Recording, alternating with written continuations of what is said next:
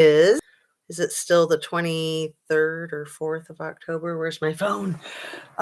Anyway, I forgot to timestamp my one earlier. It is the 24th of October, and it is 1 o'clock exactly on the nose. My goodness, I'm never like on time. I'm usually late, so I try to be early. So I was actually trying to be early, and look at me, I'm just right on time.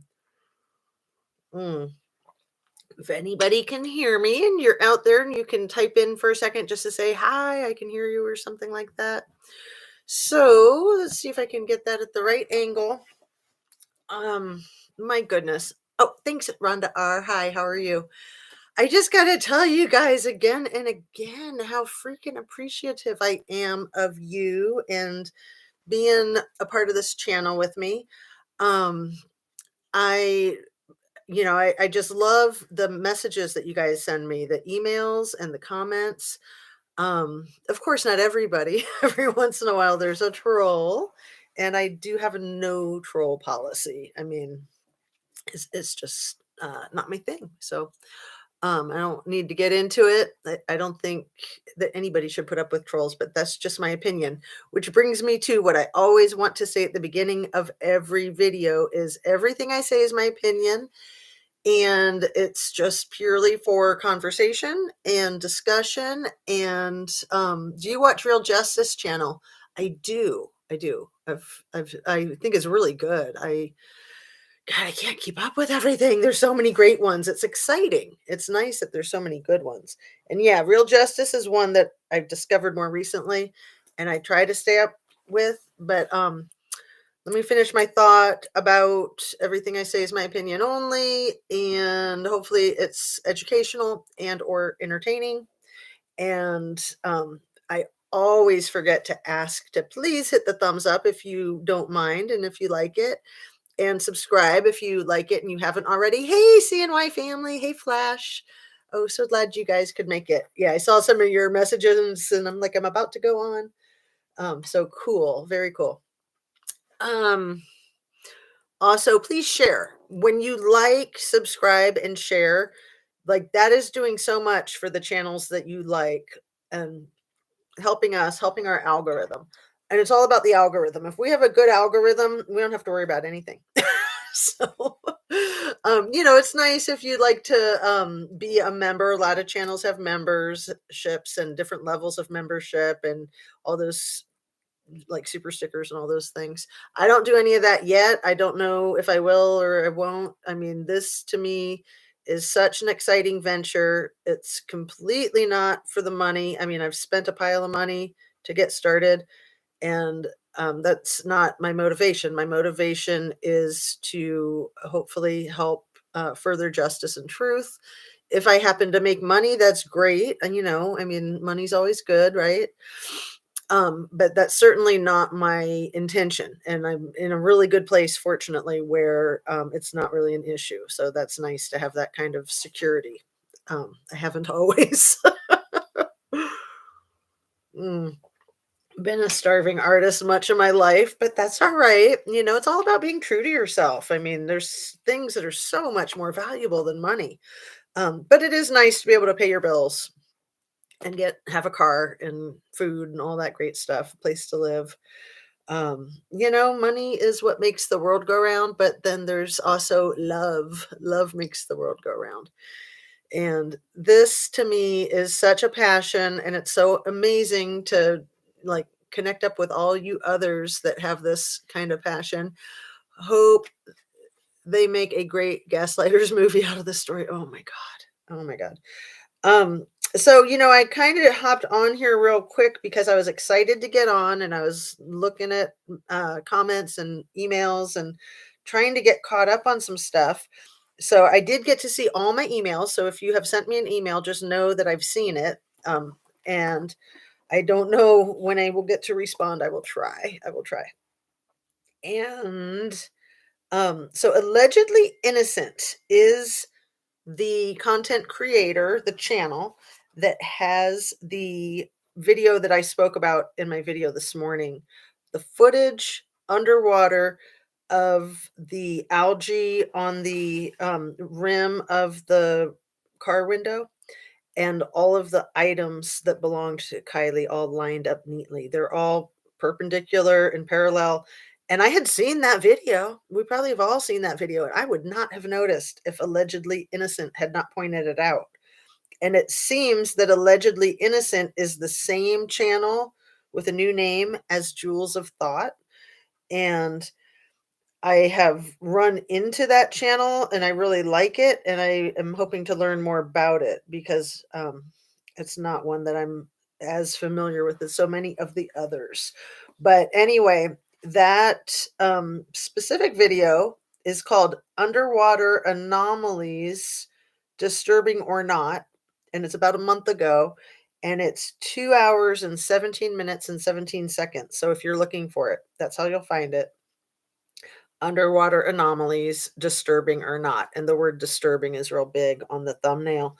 I would recommend it even if you can't watch the 2 hours and 17 minutes. You can get a good idea of what I'm talking about just from going right to it and just looking at a still shot even. But they do break it down really well. I was able to watch the entire thing when I first found it a month ago when it came out, and I was stunned. I was absolutely stunned. I don't even know how I came across it, but I was so glad that I did. Maybe we can't fight the corruption, but we can learn and educate ourselves for our own family and friends. It's a good point, Kiely 80. It's like, I feel like I'm winning if I'm progressing each day, trying to fight corruption, trying to fight for justice. It's a labor of love. It's a never-ending battle. And I feel like we're winning if we are being true to ourselves and making nice contacts with other people. And, just having a sense of peace with that. Of course, you want to eradicate as much bullshit as you can, but there's always going to be bullshit, right? I mean, we got to be realistic. um, and my thoughts about this case in particular is that if any of us can have the slightest bit of influence, and I think we all can have the slightest bit of influence, at least a slight amount, of eradicating some of the corruption there in Truckee, where it sounds like it's some of the worst I've ever heard of in my life. And I've seen a lot of stupid crap. I worked in the courts. I won't say which courts, I won't say when. I mean, I could maybe someday, but I had to sue the freaking court that I worked for. I mean, it was complete and utter insanity, and I didn't want to. They kind of made me. It was, they gave me no choice if I wanted to stand up for what was right. And it wasn't about standing up for myself. It was about standing up for everybody. And it was a royal pain in the ass. It took 4 years. When I started going down that path, I was very reluctant. I was like, I just don't want to have to deal with this for a year. I just, if you can't stand the heat, get out of the kitchen. And I didn't do it for me. I did it for everybody who's not able to, everybody who doesn't have the ability to fight back. And I'm really proud that I did. I just heard the dog moving and the fan going on the computer, and I was like, what's going on? Anyway, I always think it's worth it in the end. If I had known it was going to take 4 years, I probably would have not bothered, honestly. So I'm glad that I didn't know that it was going to take 4 years. I thought it was going to take like 1, maybe 2. But ultimately, what made me decide to fight for justice, even though I knew it was a huge uphill battle, fighting against the system like that, fighting against the justice system for justice, crazy world we live in. But I waited out, and I thought to myself, when I'm 80, and I was like 30 at the time, I was like, when I'm 80 and I look back at my life, am I going to want to remember this as a situation where I just packed up and moved on? Or do I want to remember this as where I stood up and fought for all the people that are unable to stand up and fight? So I did, and I won, and it was really gratifying. I did get a big pile of cash, but that was not nearly as good as watching these motherfuckers hang from their fucking toenails over the goddamn pit of alligators, just like in I Dream of Jeannie. Except the pits of alligators in I Dream of Jeannie, they didn't hang by their toenails, but they should have been, right? So, yeah, that was one of my favorite TV shows when I was a little one. I Dream of Jeannie, and I'll just tell you something real personal about myself. Does that work? When I was little, and that was my favorite TV show, and Adam 12, um, every time I ever made a wish in my life, like birthday cake, and now I know it won't come true if I tell you, right? Throwing pennies into wells. I always wished to be a genie, and I didn't understand why that wasn't like everybody's wish, because then you could have every wish that you want. But another antidote to that is the old adage, careful what you ask for, you just might get it. And it's really true. You just never know. Like, getting the situation of your dreams, the job of your dreams. Heck, that job that I had for the court, there's a good example right there. I was just like, why did they pick me out of like over 100 freaking applicants? Those jerks, just so they could ruin my life. But I really believe everything happens for a reason. And that was a very difficult point in my life. And it challenged me on that belief of everything happening for a reason. I was just like, this is a nightmare. There couldn't possibly be any rhyme or reason to this crap. But like I said, I worked for the court and I had to sue the court. And um, I'm just very grateful to make it through these things. I mean, that was probably the only time in my life that was quasi-suicidal. I hate to even admit it, but it was so freaking stressful and so isolating. I didn't want to talk to my friends about it because, you don't talk about an open case. But I didn't want to not talk to them about it. So I pretty much avoided everybody. Luckily, I had my husband and my cat. Actually, we had a couple of cats. Um, ugh, it was really, really hard. But anyway, here we are. 12 minutes in, really? Okay. Let's get into the Kiely Rodni case. That's why we're here. Um, so thanks again for all of your communications. And thank you for somebody who pointed out to me that Martin Decoder was Dutch, because it's been a while since I've watched him. All of his stuff lately, it seems like, has been about the Royals, and I'm much more interested in the true crime. I don't really get the whole Royals thing. Maybe that overlaps with true crime, but anyway, I'm always checking in with him to see if he's done something like, say, covered one of these characters in this story. Because wouldn't that be amazing if he did a breakdown of Sammy or Jagger or the Catfish Crew? So, one of the corrections I wanted to make from my earlier tape is when I was talking about Kate Cuneo referring to the party as Lord of the Flies, and I'm pretty sure she did, and I've talked to some other people who remember that too, from a little clip, is that she was admitting she was at the party, in my opinion. Um, I really am suspicious that possibly her and Jagger were both at the party. And I mentioned a few videos ago that in that photograph of all the teenagers lined up looking at the headlights or something off in the yonder, it looks like a car and a headlight. Um, and there's a white wadded up sweatshirt in the foreground of that photograph, and everybody's kind of wearing long sleeves or a hoodie or something in their pants. I don't even know if anybody's wearing shorts because it was cold that night. It was about 50 degrees, somebody said that looked it up. Um, there's one girl standing there with nothing on her arms, like a tank top, and she's standing like this, and she looks a lot like Kate Cuneo to me in that photograph. The way she's standing, not just her long hair and the proportions of her physicality, but just the way she holds herself and her profile. And it's hard to see, it's not the best pixelation, but I have seen some very clear pictures of that same picture that's usually pretty blurry. And I don't know that it's Kate. It might not be. I'm just saying that it looks like her.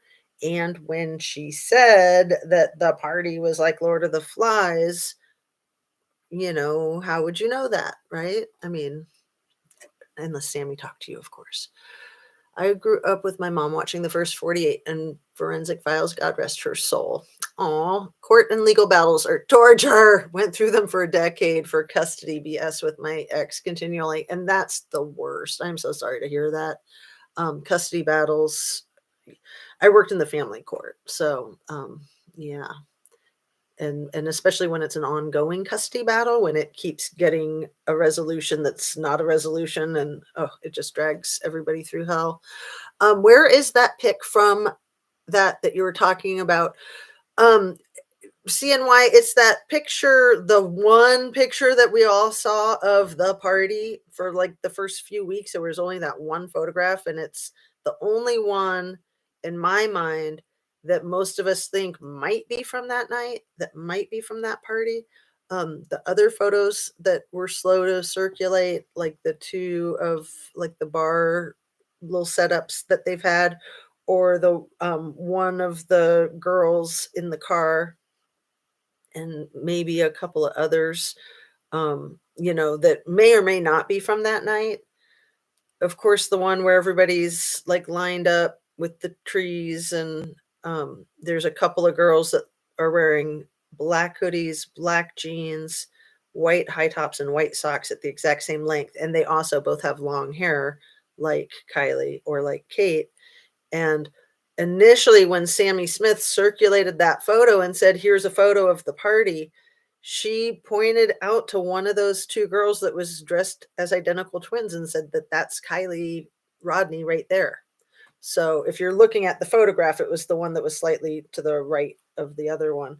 But there was just so much suspicious about that photo all along. And okay, good. I'm glad you understood what I'm trying to say. Cracks me up in California that 50s are chilly. That's beach weather in Minnesota. Florida is chilly when it's 70, right? But yeah, I live in Ohio where our weather fluctuates a lot. It was actually like closer to 80 yesterday when I was outside in my tank top doing my video. And I was like, man, why am I so hot? I was kind of embarrassed to just be in a little skimpy tank top, but I had a jacket on that matched, kind of like this, but this is all like one piece attached. And I took the jacket off right before I started the tape because it was so freaking hot. And then I realized that it was closer to 80 than 70. And, we had literally a freeze a couple nights ago. Mm. So let me try to stay a little bit more focused on some of these things that I wanted to point out earlier. I forgot to mention it in my tape this morning. It is October 24th. I said that already, right? We are 1 week away from November 1st. Not that I expect anything at all. I mean, seriously, I don't even expect that we'll get an update. They can do whatever they want. They're the ones that have all that power. They can say, we're going to give it to you and then not give it to you.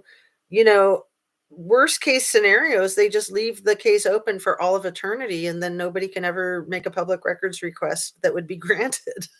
And I've seen it done. So I hope I didn't give them any ideas. Something about Kate's silence really makes me wonder. Even in the interview with Jagger, she seems like she is conflicted or guilty about something. Absolutely. Yeah. And I wanted to mention too about the kids at that party that have law enforcement parents or relatives. In Kate's case, it sounds like it's her uncle. David Cuneo is a deputy sheriff in Sacramento County. I have heard a rumor that maybe in a dispatcher's office at Placer County, somewhere, that the law enforcement officials were calling their kids at the party saying, get the hell out of there. So, they knew what was going on. And instead of like helping or arresting people, they were just trying to protect the ones that they cared about.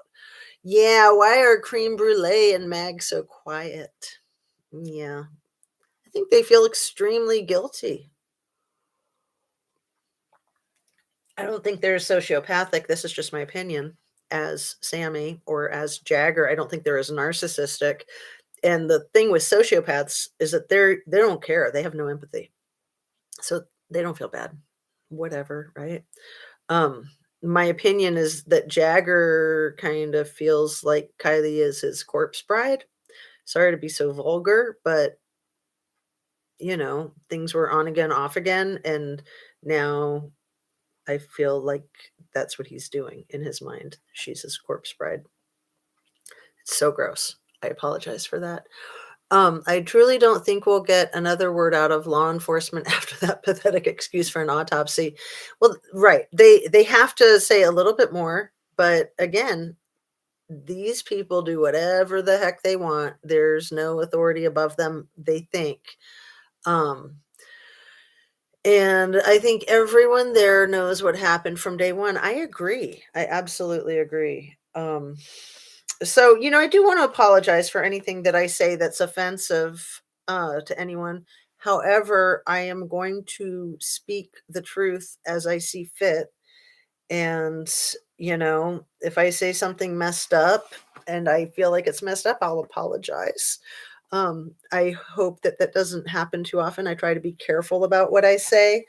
Um, I like to be considerate. I like to be nice, and sometimes, you know, being real is more important than being nice. Like being nice and fake is not valuable to me. I mean, being insincere nice is completely useless. And to me, even worse than useless, it's lying. Kayla 80 says to me, Kate and Megs could possibly be the weakest links, and that's why Sammy is right next to Megs and Jagger right next to Kate. Oh, absolutely, Kate. Kayla 80. I could not have said it better. I've always thought that from the outset with Mags and Sammy being side by side, that Sammy is keeping her close because I've actually pegged her as the weakest link. And that's a compliment. That's like I'm saying I think Mags has the most compassion, and is the most likely to crack. And also, those two are the ones that have known Kylie the longest.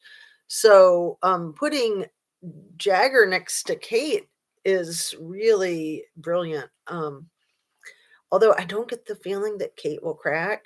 I don't think she feels quite as emotionally tied to Kylie, which would make sense since she was screwing her boyfriend before they even broke up, maybe. Again, sorry to be so vulgar, but it is what it is.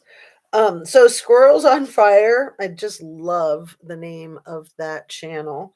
I have checked them out, and it looks like people had been saying earlier to check out what they just did, or Squirrel Girl just did a whole bunch of little ones, and I did get to look at those, a whole bunch of shorts, which is great because it's a lot easier to run through them. But I also do like the long ones. I mean, there's a lot of information in them, and if you can get into a rhythm, like where you're exercising or getting your chores done or what have you, it can work out just fine if it's an hour or two or less or more. Um, so Squirrels on Fire, I think, has a brand new one, or one that I want to watch. Yeah, I think it's brand new in the last 12 hours or less. That's like 3 hours, 2 hours, something like that. Anyway, I looked it up right before I came on because so many people had been referring to it. And I heard her say she was about to flip the whole narrative upside down. And I was like, okay, well, I got to get on my show. Because once I start that, I might want to just keep listening until I'm done so that I can keep everything in one cohesive straight line, which is, it gets challenging. I really like to remain focused, and there's so much out there. I mean, this case is just loaded. When people talk about like running out of things to talk about with it, I'm like, what are you talking about?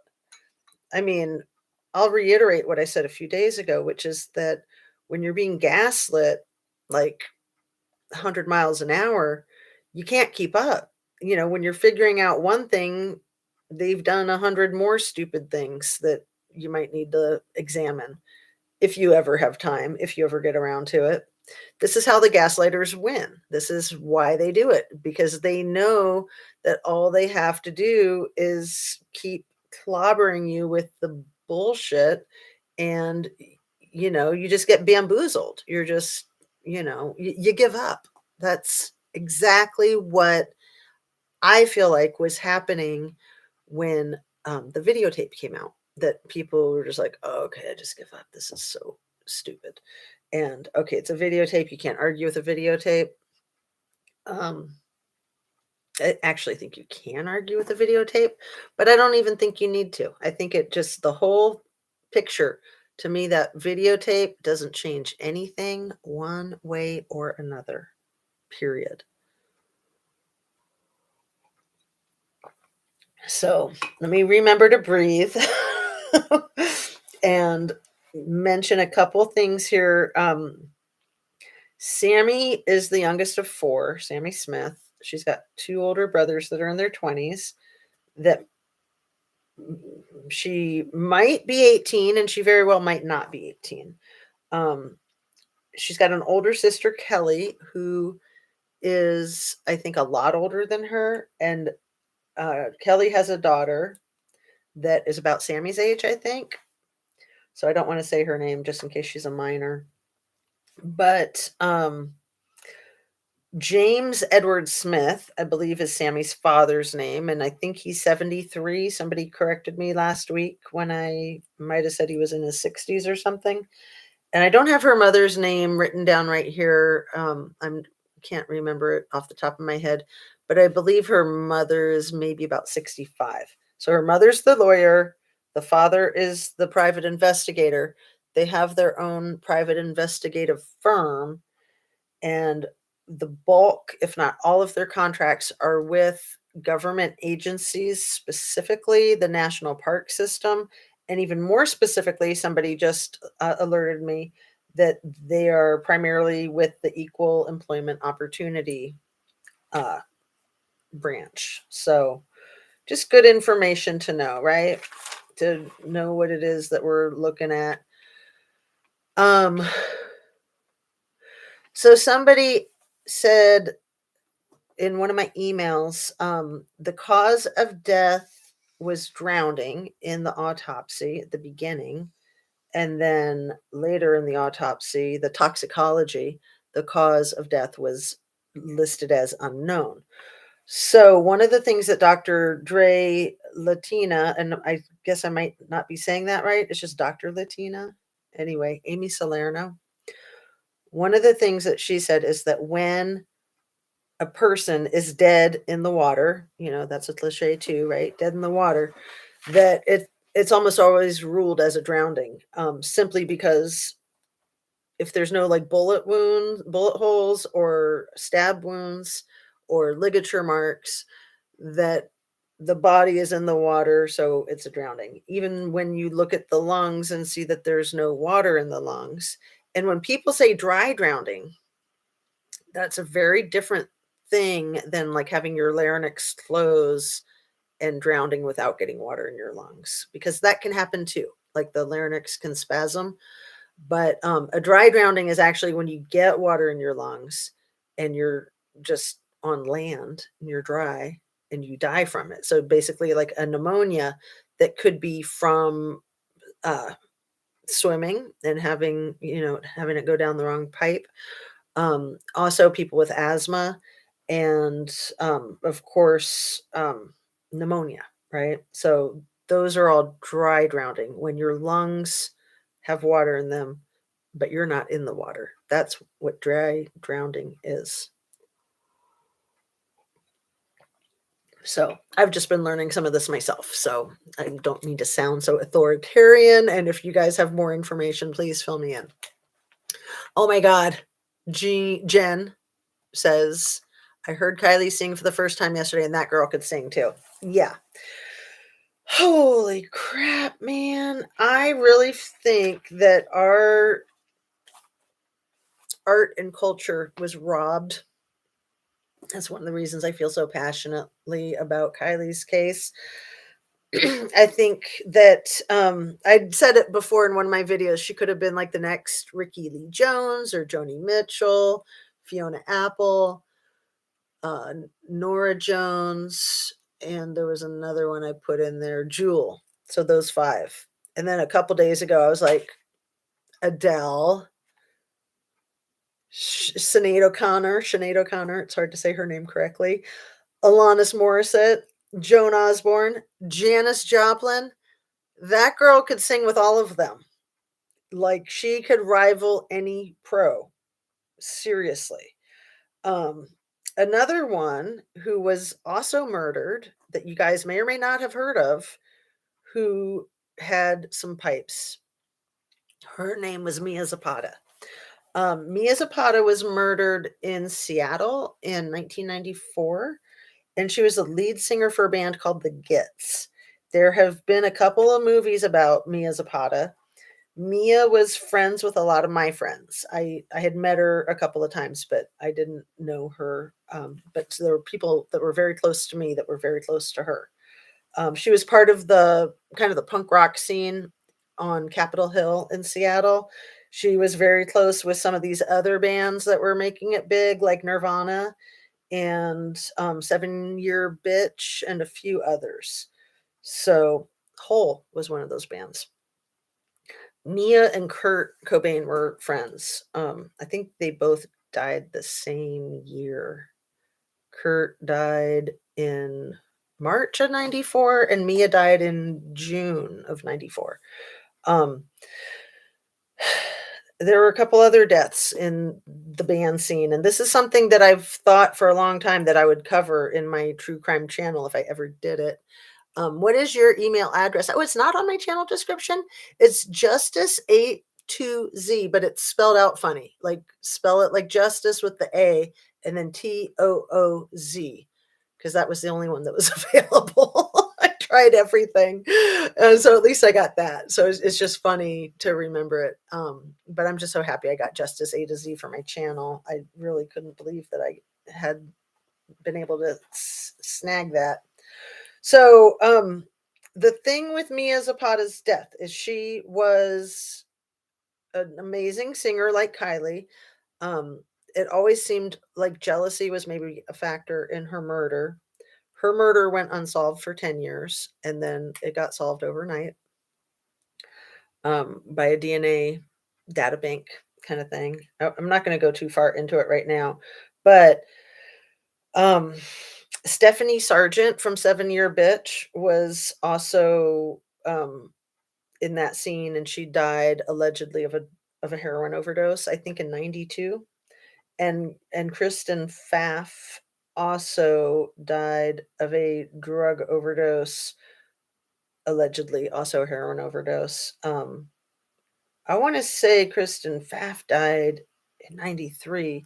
But anyway, all of these deaths, Mia Zapata, Kurt Cobain, Steffani Sergeant, and Kristen Pfaff, they all died on Capitol Hill in Seattle between 92 and 94, and they were all part of the punk rock scene. And I'm very suspicious of all of them, all four. So it's something, like I said, for a long time I've been thinking if I ever do a true crime channel, I'm going to cover that. The reason I'm bringing up Mia Zapata and the reason I'm bringing it up at all is because of the talent that Kiely had. I mean, she was gifted. She was one of these truly talented, gifted people, like Janis Joplin. And a lot of people thought that Mia Zapata was like the next Janis Joplin. She's totally punk. So if you haven't heard of her and you check out the Gits, unless you really like punk, she's not mainstream at all. And none of them were back then. Kurt Cobain kind of felt guilty for being mainstream because he was alternative. And how can you be like mainstream alternative? It's one or the other. You can't have both. But, back in the 90s, the alternative music was the mainstream. I mean, it's kind of his fault. But, he died after 2 years after getting signed. And, that was another amazing talent. And honestly, I didn't really care much about any of it back then. I was busy with my own life, starting or trying to start graduate school. And, I had just gotten out of the whole drug scene. So, a lot of this was the drug scene. And I just didn't have much time for it. I was busy doing other stuff. So it's only been in more recent years that I've become a real strong Nirvana fan, um, or really cared about Kristen Pfaff or Steffani Sergeant. I've always cared about Mia because she was close with people that I was close with. Um, and anyway, it just sucks when anybody's life is taken, especially a younger person, and especially when it's such a loss to the entire community or culture.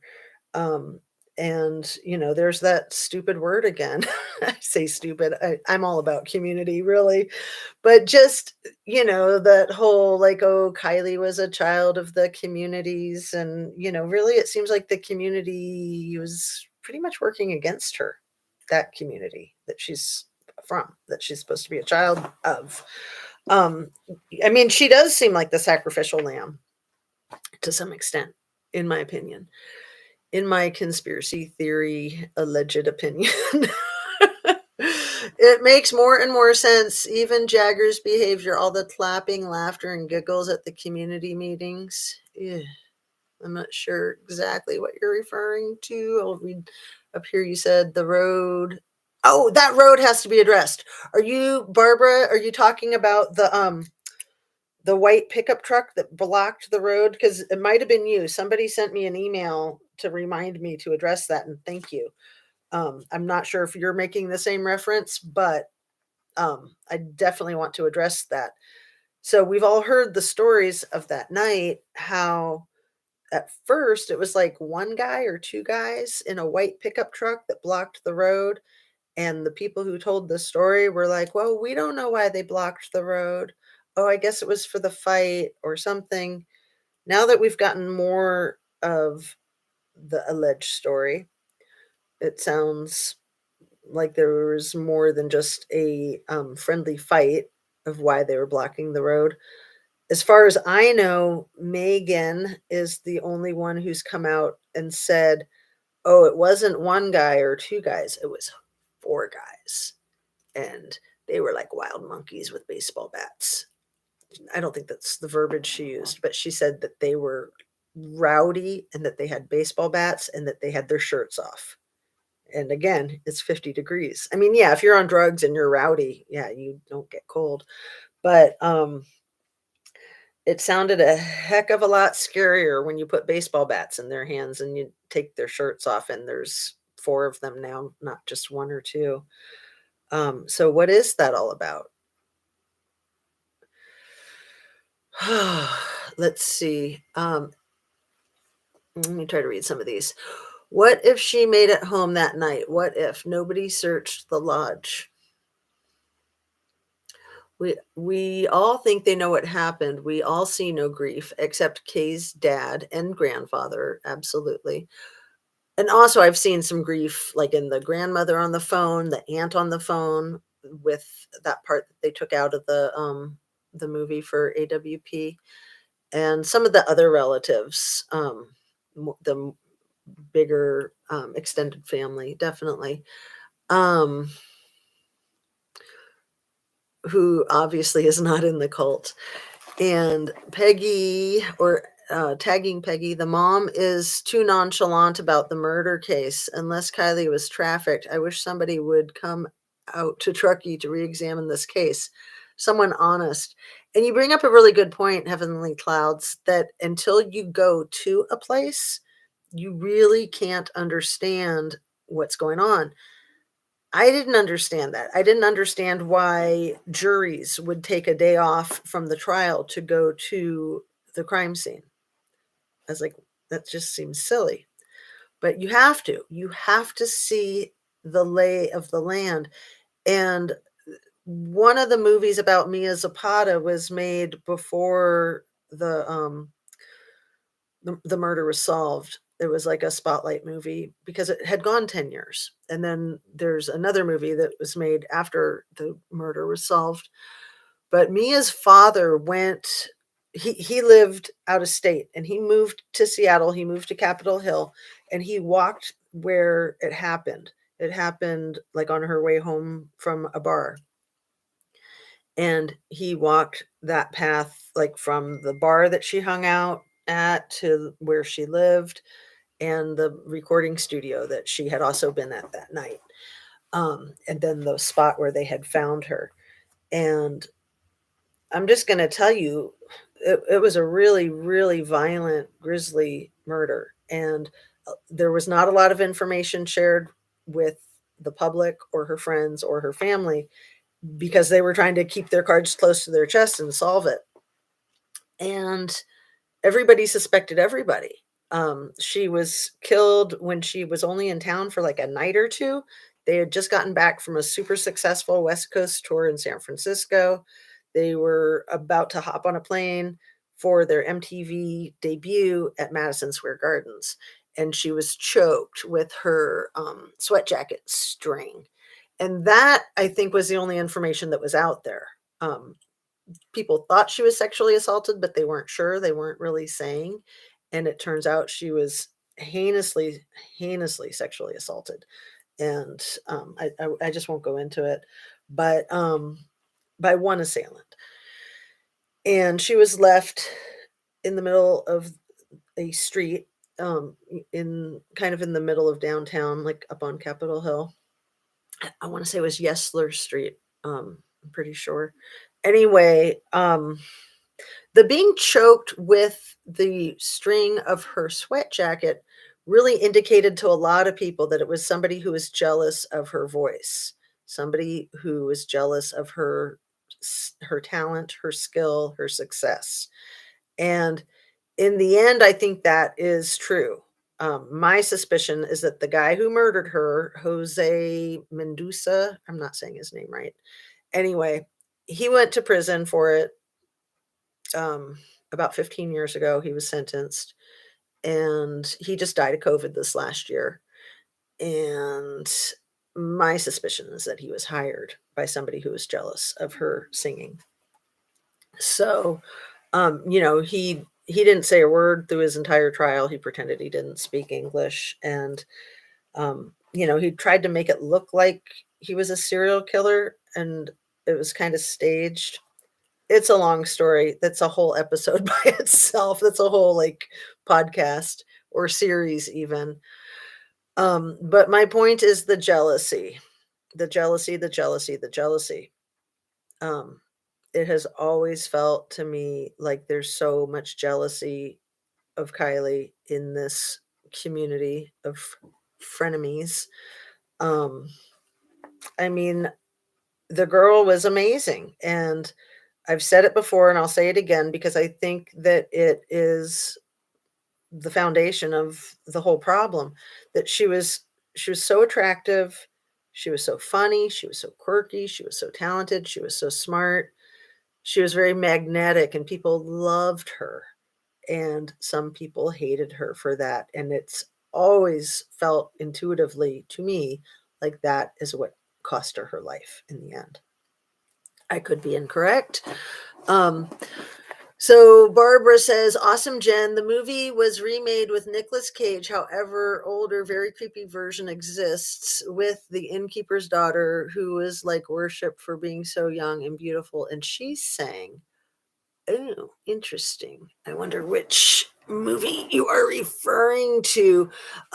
Okay, Jen says she thinks Kylie is being held, and that's possible. I really don't like to talk about anything that is not evidence, that there's not like a real clear basis of evidence to extrapolate from. But this is a situation where if it's trafficking, if this person that weighed 103 or 5 pounds and was 5'5" or 6, um, it's entirely possible that Kylie is being held somewhere.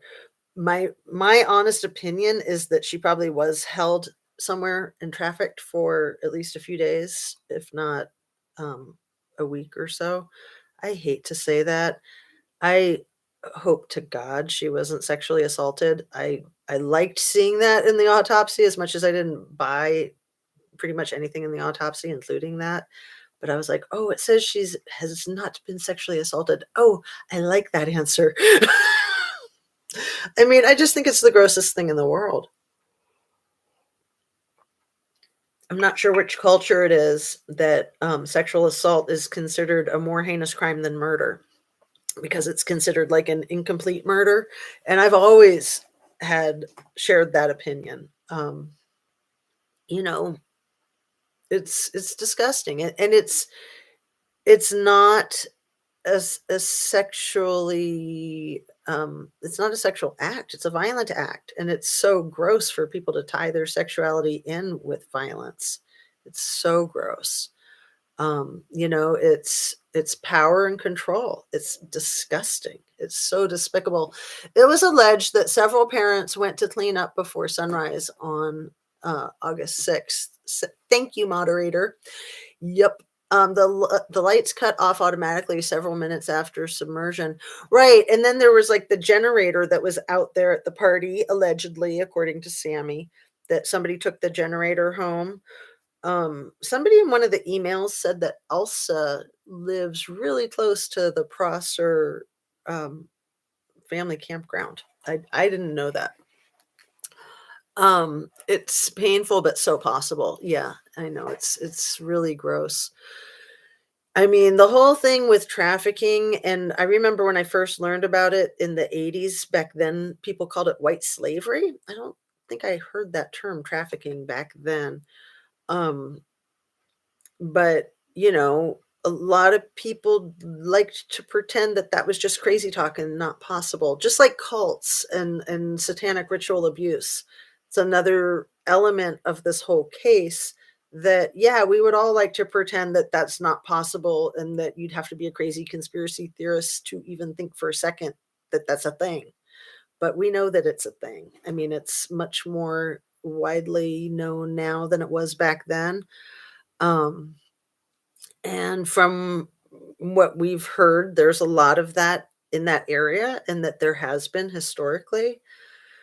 And it's chilling. It's absolutely chilling. Let me read a few more of your comments here. Dilly Owen says, believe me, this won't stay buried forever. Somebody will slip. And I put in my description of my video this morning a quote that I actually got from a movie. So I don't want people to think I made it up, because it's so brilliant, and I don't want to take credit for that. You can't buy silence. You can only rent it. It's from one of my favorite movies called Zero Effect. I think I've only mentioned it like once. Um, Bill Pullman stars in that movie with Ben Stiller and Ryan O'Neal. And it's a fabulous murder mystery comedy romance. And that is one of the morals of the story, that you cannot buy silence, you can only rent it. And to me, it feels like it applies to this situation, because if what we're thinking is accurate, all of these people are being silenced, and a lot of them are probably being threatened, um, maybe even financially threatened, but also, of course, physical threats. Like, you could be the next Kylie, right? Um, anyway, I just think it's brilliant. It never occurred to me until I saw that movie, like, that's right, you cannot buy silence, you can only rent it. If you give somebody $1 million to keep their mouth shut, they can blackmail you really easily for more anytime they feel like it. That's the way that shit works. That's why blackmailing is also illegal. But it happens all the time. It kind of happens to a less obvious extent or proportion quite often, like the emotional blackmailing that can happen in relationships, especially unhealthy relationships. Um, and you don't have to be direct and overt to blackmail somebody. You can easily covertly make sure that somebody knows, if they don't keep your secret, they are screwed. You don't have to say anything. If you've got dirt on somebody, you can just give them the look, right? Just the evil eye. Delete Owen said, what is it called when the investigation is so botched and the guilty party gets away with it? Sorry if you guys can hear my phone. It's on the other side of the room, so I'm not going to worry about it, even though it's going to distract me and hijack my brain. What is it called when the investigation is so botched and the guilty party gets away with it? What is that called? Is there a word for it other than like, um, I don't know, being blindsided, being hoodwinked, being gaslit? I mean, there's got to be a word for it, right? Um, there should be a word for it. We'll come up with one if there's not. You make me laugh. Well, I try. I like to be funny. Wow, you can't buy silence. You can only rent it. That is, wow, that's powerful. You know, that movie, anybody who hasn't seen Zero Effect, and I know some people like it when I talk about movies, and other people are like, quit talking about movies. We're talking about Kiely. That movie is freaking brilliant. Zero Effect is about a private eye. Daryl Zero is his name, and he's played by Bill Pullman. And anybody who doesn't know, Bill Pullman is ridiculously talented. He's never really gotten the accolades that he deserves in many people's opinions, including my own. But this movie was the first one where I noticed that. So he plays this brilliant private eye who's brilliant at being a private eye and absolute slob at everything else in his life. So it's really cute and it's really funny, but you know, that's kind of like Einstein. Like Einstein didn't know how to tie his shoes or check his mail, but you know, he knew that M equals MC squared. You know, stuff like that. So that's Daryl Zero is kind of like the Einstein of being a private eye. And the whole movie is basically him training Ben Stiller to be a good private eye and kind of training you, the viewer of the movie. It's a really quirky movie. And it was one of those movies that they call a sleeper, where when it came out, I think it got an award at the Sundance Festival, but nobody had ever heard of it for a few more years. And it was probably 96 when it came out, or maybe it was 96 when it got popular. And then it became one of these things where it was like only the cool people knew about that movie. So if you never heard of it, watch it and then you'll be cool too. But just so many good things in that movie. I don't want to get lost in it, but the two obs, that's where I've talked about it before in my videos. The two obs of being a good detective: be observant and be objective. Observant, objective. And then there's a third one that is kind of thrown in there. Don't miss the obvious. Never look past the obvious. So be observant, be objective, and make sure you catch what's so obvious. Right? I mean, that's a lot of times that's the hardest one. And that's why it's a very successful modus operandus to hide in plain sight, because people don't see what's right in front of them. They're looking for the more obscure. Um, Fubar, funny, not funny. Right. Um, frantically trying to get air, please. Frantically trying to get air, please. Okay.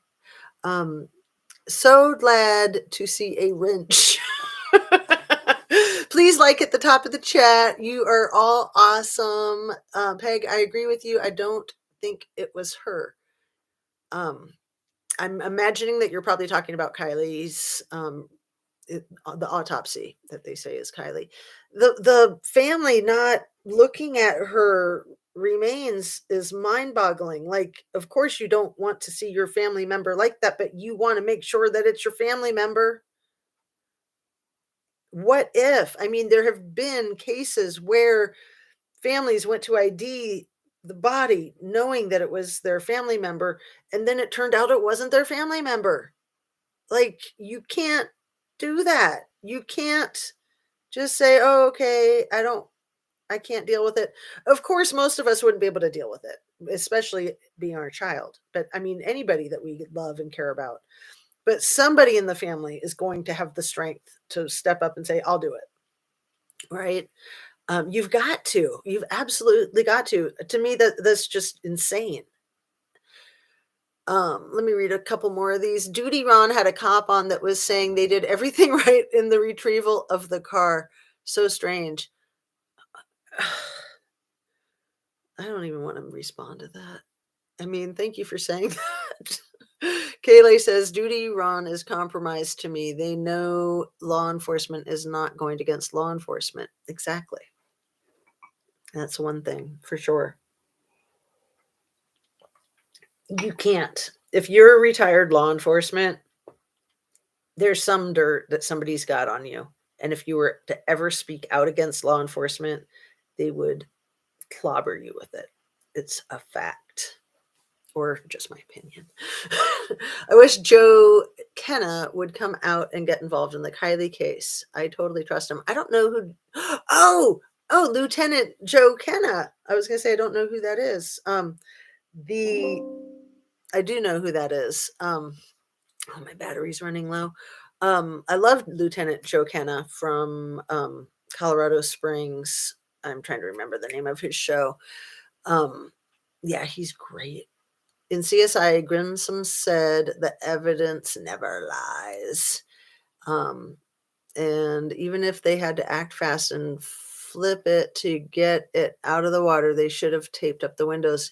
Yeah, and for anybody to say that it was dealt with appropriately is a joke. Like, are you trying to release the cat out of the bag sideways like Sly? Like, nobody's going to buy that.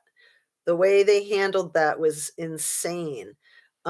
King of the Catfish Crew said that in that clip that J-Rod played. He said that they handled it like a crime scene. Well, okay, they handled it like a crime scene that they were trying to destroy, right? I mean, they knew, or they should have known, how to do it. So if they didn't know how to do it, they should have asked AWP, who they had sent away. Why did they let the Catfish Crew King guy stay there if they're handling it like a crime scene? They told AWP it's a crime scene, you need to leave. But they let King Catfish Crew dude, photographer guy? No. Duty Ron won't cross the thick blue line. None of them will. None of them can. It's just, and I say that with all respect and compassion for law enforcement because they are between a rock and a hard place. The two guys that were with Derek Chauvin, the day that he murdered George Floyd, if they had said something, they would have been fired. They could have, been Karen Silkwooded as well, since they were witness to that. So no, I mean, they're put in an awful predicament. When corruption is so bad, it's like cancer, it spreads. So Derek Chauvin being corrupt, everybody that was around him had to be corrupt too. I mean, if he had seniority and he was the lead and he was their supervisor, it's awful. It's really, really heinous. Joe Kenda, thank you. Lieutenant Joe, Homicide Hunter, is that what the TV show is called? Lieutenant Joe Kenda. Yes, I love him. Again, he's got that real dry thing that Martin Decoder's got going. And thank you, whoever it was that reminded me that Martin Decoder is from Holland. And Grizzly True Crime is also in the Netherlands. She's South African, so she's got an accent that's not consistent with living in Holland. But anyway, Duty Ron did apologize for some of the experts he had on. He said they don't screen them first. Well, that gives me a great deal of respect for Duty Ron, because yeah, I'd like to think that. That's awesome. Good to know. It is Kenda. Yes, Lieutenant Joe Kenda. My brother unalived himself and laid in 110-degree weather for 3 days. They wouldn't let my parents see him. He was so bad they couldn't even have an open casket. Oh, I'm so sorry. Goodness, that sucks. And yeah, in Kylie's case too, to balance out the scales with that, she had plates in her right arm from when she broke it that somebody on Zav's show was in the chat, I think, saying that they could ID her by the plates because those plates all have serial numbers on them. So if that's true, if it was a serial number on a metal plate in her arm that they ID'd her with, that kind of overrides the fact that they didn't do DNA, that they didn't do dental, and that they didn't do the fingerprint, when really they could have done DNA, dental, and fingerprint. They could have only done if they had her fingerprints on file. I did check with an expert who did say that they absolutely can get fingerprints off of a waterlogged body that's been waterlogged for 2 weeks, that it's harder, but it's been done. But you have to have the original fingerprint to compare it to, obviously. And at that age, she may not have had fingerprints ever taken. DNA, if there was no DNA of hers on record, they could get her mom's and her dad's DNA to check her DNA. And obviously her dental record, she had had braces a few years ago, so that just goes without saying. But then again, if there was a serial number on her plate and they were able to match that serial number on her plate, but man, I don't want to go down that path of why didn't they get the dental record? Why didn't they get the medical record? Obviously, she had been seeing a physician for her IUD. Obviously, she had surgery on her arm. Obviously, they're in a small town. Obviously, they did not try to get her medical record or her dental record. And that's huge red flags right there. That's out of control. So we are already at an hour. I want to thank you guys so much for joining me. Good afternoon, Lady Justice and Justice Fighters. CCTV is also going strong for Kelly. Yay! Yeah, CCTV is awesome. Thank you, everyone, for helping seek justice for Kiely. Did I say Kelly the first time I read her name in your paragraph there? I might have, but of course it's Kiely. And Kaylee80 says, I feel like they waited a day or two to do the autopsy so they could blame it on decomposition. Good point, Kaylee. You make a lot of good points, lady. If you are female, I don't know. But good point, Kaylee80, because why did they wait until Tuesday morning to make the phone call? And I think that was Captain Sam Brown who initiated the phone call to the medical examiner on Tuesday morning at 10:30, when we all know that she was taken to the morgue at roughly 9:30 on Sunday night. She was discovered somewhere around noon on Sunday. And then I don't think they pulled her car out of the water till about 8:30. They put it right up on the flatbed, took it straight to the morgue. And then what was going on all night Sunday night and for the next 24 hours, so 36 hours altogether until Tuesday morning? What? I mean, these are the things that you gotta say. Something is up. Something is up. Like, yeah, what in the world? So AD Keyed Lassie says, I know people don't like to hear this, but the club has their own doctors. I'm not sure if you're talking about this case or another case, since I missed part of the conversation. Anyway, I am going to wrap up. Let's see. They have taken advantage of the situation for real. I understand not letting vital info leaked, but it seems like everything was always lacking urgency. Gumshoe Granny, what a great name. That's why I believe that they didn't want her to be found. Everyone please read Linda Bowie. Was it Something Up Above? Everyone please read. I'll go through that. The decomposition, Turkey absolute control. So yeah, what I was saying about going to the scene, I think it is important for people to go to Truckee if they're really hoping that they can make a difference with the whole thing. I think that some creators have been speaking about it and some viewers have been speaking about it. And I would just say, be very careful. These people seem like they ain't playing. And yeah, let's see. Hold on. Linda Bowie says, everyone please read. Oh, are you about to put it up here? Okay, do it quick because I gotta go. I just you know, the one I did this morning, I think was an hour and 20 minutes. Everyone, please go to Squirrel on Fire show last night. You'll learn a lot more. People watch it to say what she will be and get it. People watch it to say what she will be and get it. Okay, I don't understand the whole sentence, but I think I understand the whole idea. So thank you. Yeah, it looked really interesting. Squirrel Girl, I've seen her before. She's kind of a wild card. Um, I'm not saying that's good or bad. I don't know her stuff that well. She seems like she's really good. She definitely seems like a wild card. Check out Real Justice. He is on one with Sammy. Scroll back. Goslin says, please read my comment. There was a lady from Wisconsin. Hold on. Let's see. Let's see if I can get that. There was a lady from Wisconsin that asked how could Jagger walk the exact path Kiely took if he wasn't at party and she hadn't been found yet. What? Dang. Yeah. Okay.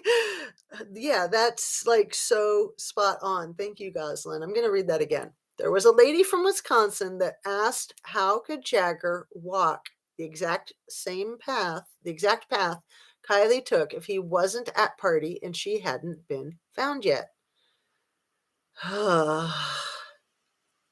On that, let's wrap it, right? Let's all go watch Squirrels on Fire. I haven't asked people to like and subscribe to these other smaller channels that I have been recommending again and again. But if you feel so inclined, please go like and subscribe. Real quick, some of those that I've been talking about a lot lately are Living Lake Time or Lake Time Living. I think it's Living Lake Time. Van Holding Speaks, 724, etc. An All American Cartel LLC presents. Squirrel Girl for sure. J